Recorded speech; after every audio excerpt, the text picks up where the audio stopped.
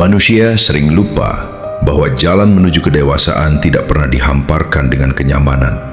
Ia dibangun dari luka, dari kekecewaan, dari ujian yang menguji batas kesanggupan jiwa.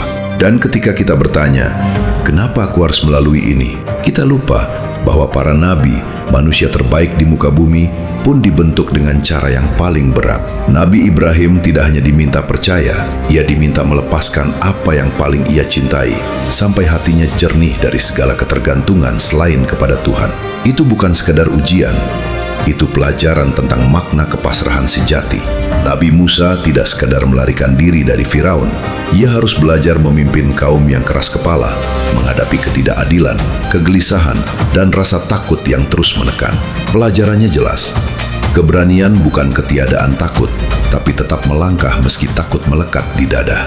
Nabi Yusuf tidak hanya menderita karena saudara-saudaranya, ia diuji untuk tetap jujur ketika fitnah menimpa, tetap menjaga diri ketika peluang maksiat terbentang, dan tetap ikhlas ketika dipenjara tanpa salah. Dari situ kita belajar bahwa integritas yang kuat sering dibangun dari cobaan paling menyakitkan. Nabi Ayub tidak hanya kehilangan harta dan kesehatan, ia kehilangan apa yang paling melemahkan jiwa manusia, dukungan orang-orang terdekat. Namun ia tetap memilih sabar. Itu bukan sekadar ketabahan, itu adalah ketundukan hati yang memahami bahwa kasih Tuhan lebih luas dari apa yang hilang.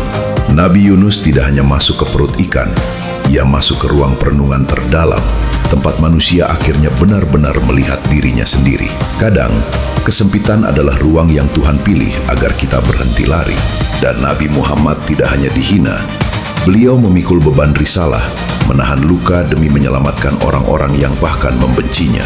Itu bukan sekadar ujian, itu adalah pelajaran tentang cinta yang paling tulus dan pengorbanan yang paling murni. Kamu tidak sedang dijatuhkan, kamu sedang diperdalam, sedang diperkuat, sedang disiapkan untuk sesuatu yang lebih besar dari yang kamu bayangkan.